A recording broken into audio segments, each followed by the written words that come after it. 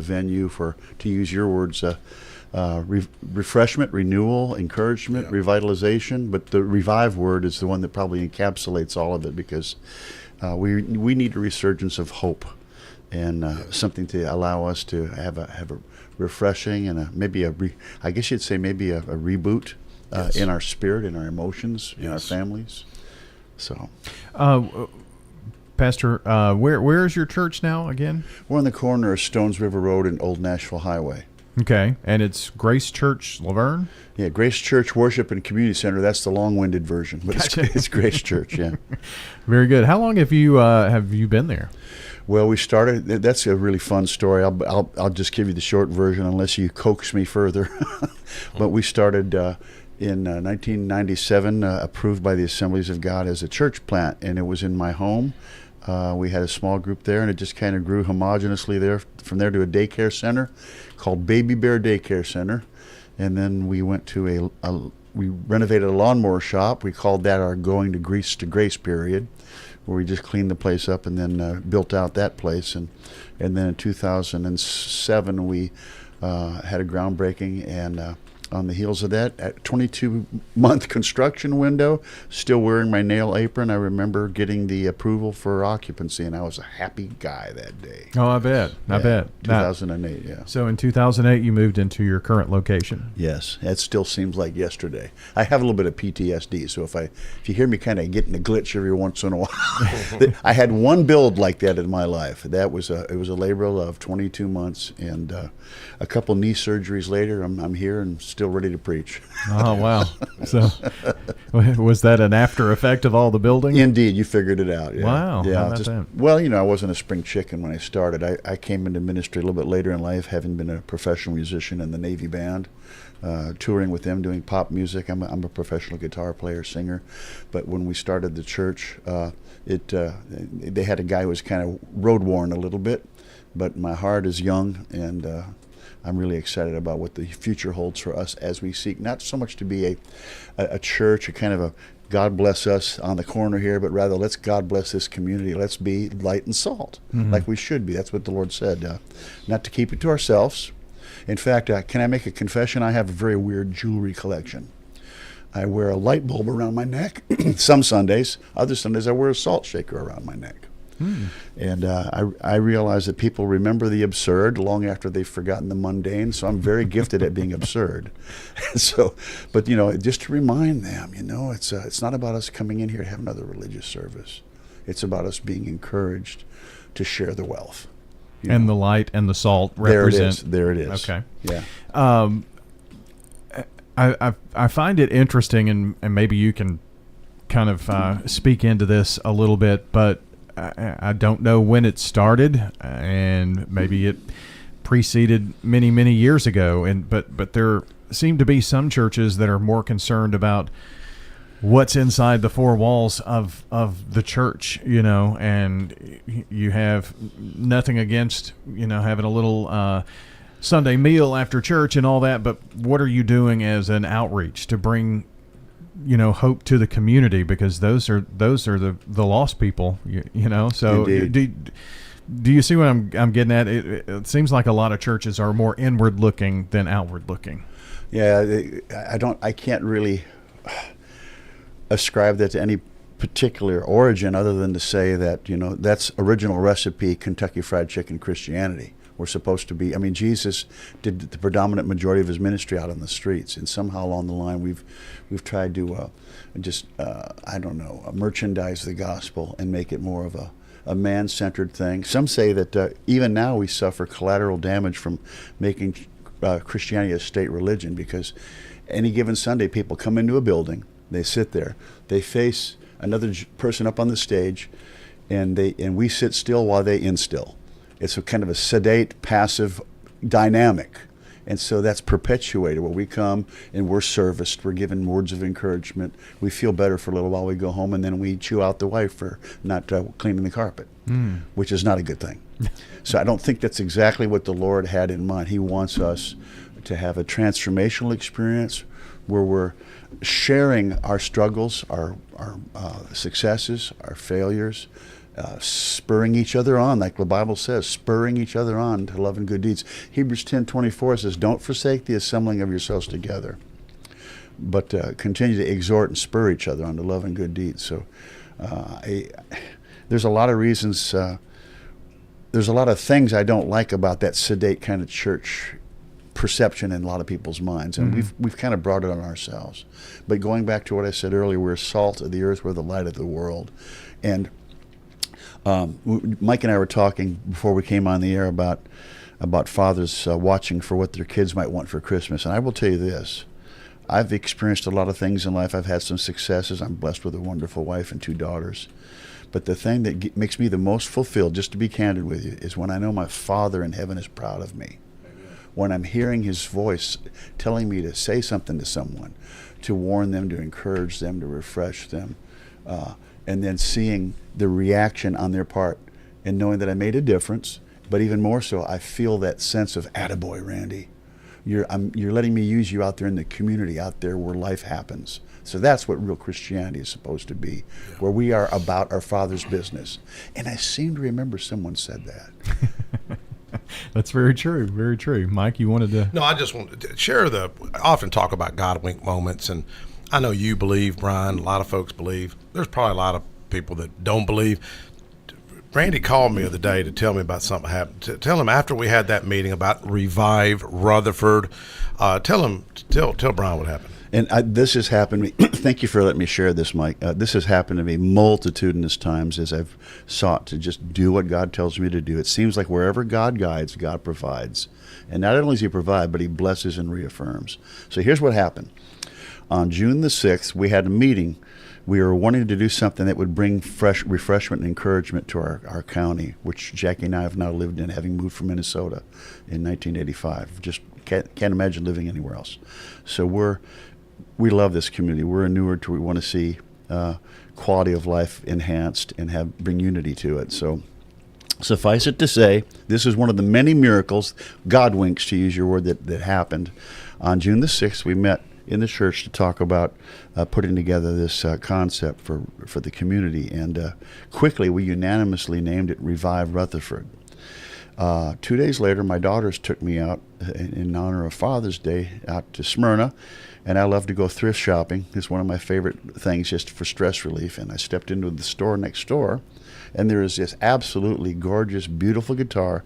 It looked like it had been kind of disheveled and neglected. It only had 3 strings on it, and it was dusty and rusty. And but immediately I saw its potential. Something about, especially that aquamarine body on that guitar. Wow, the surfer guy in me kind of came alive when I saw that Beach Boy looking guitar hanging on that peg. It said $65, and then I looked at the date that it was hung on that peg, and it was the date that we were having the meeting. But here's why that's important. I took the guitar down, was smitten with it right away, saw the potential of it. Kind of like the Lord sees me as a rusty old beat-up guitar dude, and he cleaned me up and started to put me in tune. Well, I had a heart for this guitar. I wanted to clean it up and see what its potential was. I sat down at the counter at the pawn shop and looked up that particular guitar and found out that is a major diamond in the rough, highly collectible, built back in the early 80s in the glory days of guitar manufacture in Japan. But here's the key thing. When I Googled it, it said that this is a reissue of the 57 Stratocaster. It's a revival. Now watch this. It's a revival of the Stratocaster. And you'll know that it's one of those particular guitars because of the stamping on the bridge saddles that says Revival on it. So I'm sitting there going, you're kidding me.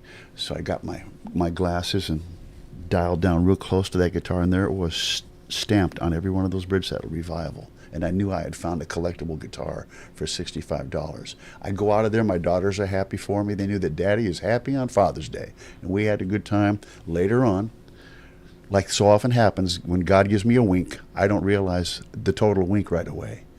And he says, you remember when you met on June the 6th with them?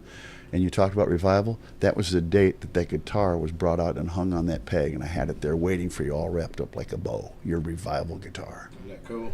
Mm-hmm. And I'm going to play that rascal with the worship team on September the 23rd. I was going to ask. I'm sure it's going to make a debut. Yes, we have a debut, man. So much fun. That is a major God wink. And this happens a lot to me. I don't go looking for. That's how I know it's a God thing, Yeah. because the specifics of it are too substantial to just be Yeah. happenstance. We're going to take a quick break here. Pastor Andy Berg is joining us today from Grace Church and talking about Revive Rutherford. Yes. And State Representative Mike Sparks here as well. We'll be right back with more. You're listening in to Rutherford Issues.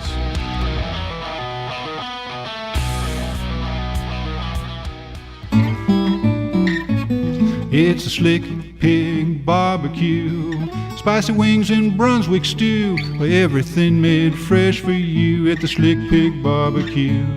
There's lean smoked turkey and chicken too, ribs so tender don't need to chew. Well, come on folks, I'm telling you, it's a Slick Pig Barbecue. In 1920 East Main, you're gonna love the pig. The Slick Pig Barbecue, a Murfreesboro tradition. Are you the parent of a 2 to 7-year-old? Listen closely for an exciting free radio offer. By now, you've probably heard of ABC Mouse, the Parents' Choice Award-winning online learning program that's actually changing the lives of early learners everywhere. ABC Mouse is like a little one-on-one teacher. It has helped her so much. Right now, we're offering a special radio promo to try it free for a month, but you have to go to abcmouse.com/radio to claim your free month. That's abcmouse.com/radio. Sponsored by Age of Learning. If you're hiring, it can feel like trying to find a needle in a haystack. You can hope the right person comes along, or you can just use ZipRecruiter. Like Marco, president of operations at Telly Tires and Auto Centers. ZipRecruiter helps me find all the right people, even the most difficult jobs to fill. See why 4 out of 5 employers who post a job on ZipRecruiter get a quality candidate within the first day. Now try ZipRecruiter free at ZipRecruiter.com/free. ZipRecruiter.com/FREE. Hi, this is John at L&K Trophy. We'd like you to come down and take a look at our new line of insulated tumblers. We have colored tumblers that we can engrave. They work great for gifts. We have several different sizes and styles of mugs. They can be engraved or they can be printed in full color. We also offer lots of other options for plaques. This is John at L&K Trophy, 1115 Memorial Boulevard, just down from Smith Brothers Car Wash. Do you have heart failure and often hear, "Those stomach issues ruined your birthday"? "You're too tired to play catch, Grandpa." Sweetie, you haven't touched your tools since the carpal tunnel syndrome diagnosis. If these seemingly unrelated symptoms sound familiar, talk to your cardiologist. Ask about transthyretin amyloid cardiomyopathy, or ATTR-CM, a rare and underdiagnosed disease that gets worse over time. Learn more at connecttoyourheart.com. That's connecttoyourheart.com. Sponsored by Pfizer. When you get nachos, tacos, empanadas, spicy queso with jalapenos, Pepto-Bismol's there. Pepto-Bismol provides fast, effective relief from nausea, heartburn, indigestion, upset stomach, and diarrhea. All the things that can happen unexpectedly on vacation. So before you travel, pack the Pepto. Pepto-Bismol. When you have nausea, heartburn, indigestion, upset stomach, diarrhea. Use as directed. Keep out of reach of children. Money issues? There's someone local you can talk to. Financial Coaching Radio with certified financial planner Jason Qualls. Weekdays at 4 on News Radio WGNS. Rutherford Issues on News Radio WGNS.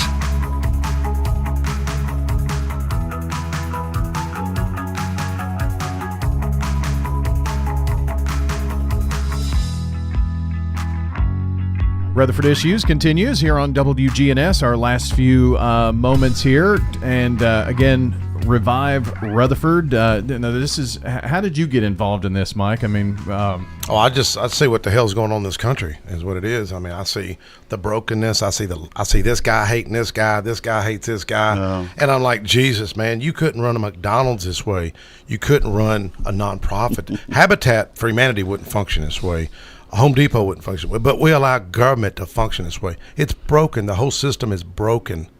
I mean, it's broken. I'll debate. In fact, if anybody wants to debate me, just set it up MTSU, Tucker Theater. I'll take on 1,000 people if they want to debate me, because I've seen the brokenness, man. Yes. I see it, and it ain't just you blame it on D.C. or Chicago. Man, it's right here. It's in our community. So that's what we hope to do, is to bring hope to the community. Yes. Let people get rid of the egos. And I think the ego and pride is the demonic realm, just to be blunt about it. When people are all about themselves and they neglect the issues that's going on in our community, when our own kids can't afford to live in our own community, that'll make a man want to cuss on the radio, Brian. I'm sorry, I'm not going to use profanity. But who's talking about this stuff? Nobody's talking about it. I've got an affordable health care. I've got an affordable TASER study, affordable housing TASER study. You know who fought me on it? Taxpayer-funded lobbyist. Is a journalist going to tell a story about that? Taxpayer-funded lobbyist working against affordable housing? Would that make a man want to cuss? That'd make a preacher want to cuss. So that's what we're doing here, and we're going to bring John DeBerry to this event. Hopefully Governor Bill Lee will be there. And if folks want to get involved, what's your cell number, Randy? They can call you. 615-568-5639. That's the go-to number. Okay. And what I was trying to get at, Mike, with this is, Randy had this idea, and, church leaders speaking about it and whatnot. How did you get involved in this event? Well, we just, at the prayer breakfast, we just said we need a revival, man. This country needs revival. Prayer breakfast where? At Laverne, at the multipurpose building. And we just need it. I'm telling you, man, this whole republic that we have taken for granted, my 56 years that our forefathers gave their lives for, is going to end if we don't turn it around. I'm telling you, we don't need more drag queens. We don't need more craziness going on and protesters like Antifa that was in front of my house 4 years ago. And they're paid, by the way. I think they're making $25 an hour. Antifa never emailed me, never called me. They were in front of my house protesting, 4 years ago with bullhorn, beating a drum. 7 cops showed up at my house. I wasn't there. I think I shared with you. I was with General Haston in California watching maneuvers with the 278th. But that's where we're at in this country today. This is an effort to push back. Ironically, we may even have protesters show up at a revival meeting today. That's what's going on, Mm-hmm. Yeah. Pastor, this is kind of open. It's Revive Rutherford, so I'm sure that you want as many Rutherford County to be there and calling on other churches to link arms and such, right? Absolutely. That would be a wonderful outcome. We've got a lot of different dynamics to help accomplish this, being a really unifying experience for people from various. We even call ourselves at our church. They ask us our denomination, and I looked at it and I take a big breath and I say, "We are Methodist Baptist Episcopalian Jesus junkies." That's what we are. And they say, "Can you repeat that?" And I say, "No." Is there an acronym for it? But Jesus said, "If I be lifted up, I will draw all men to me." So it's about lifting up Jesus, and not high church stuff, just very relational. There's a lot of dynamics that we talked about and strategized to make this a really effective, encouraging event. He mentioned some of the guest speakers. We're going to have booths out there, food trucks. Our church is going to have some really nice, snazzy refreshments. But there'll be a master ceremonies, opening prayer. Our worship. I've got a team of I call them road warriors, professional musician friends of mine, and we're going to lay out some good quality worship music, praise music. One thing you did years ago, we pulled off the most successful job fair at your church. Remember that? Yes, it was great. And that wasn't just me saying it. The state of Tennessee said that was the biggest, best job fair that they've ever done. We had 360 people come through. So kind. That's back when people wanted to work. Yeah. And but we, they're unabashedly, unashamedly, we're going to make prayer a part of this, and have some prayer points, particularly our educational system and the need for our children to be protected from the ravenous invasions of their hearts and minds, the various, ideologues who are trying to contaminate them. It really grieves me. I'm a father of 2 daughters, and if there's one thing that gives me divine indignation, is getting into their hearts and minds about things that are perverted. It just really, we need to deal with that. So we'll be praying about that. Brian knows I can be a critic of the media. Here's when I say the media is disconnected from the community. Here's a headline on the DNJ. I just pulled this up. I see Monty's back here. Monty, hopefully he can hear me. Here's one of the headlines. Top headlines. Looking to get a Brazilian butt lift? You're not the only one in Tennessee. I've never thought about getting a Brazilian butt lift, but that's one of the top headlines in our paper. This is ridiculous. Are they gonna cover this? Probably not. Now that's Gannett, by the way, not the Murfreesboro Post. But This is what makes news today. You want a Brazilian butt lift? How ridiculous is that? But this, I'm telling you, man, we got to get fired up. And this Revive Rutherford, we don't care if you're Pentecostal, Baptist, Church of Christ, if Pettis Reed's listening, Craig Harris, Joe Carr, we need those guys to get involved with this. Appreciate you both being here today. It's been awesome. All right. And again, that Revive Rutherford event coming up September 23rd. We'll continue to keep you updated on that. Have a good day out there, everybody.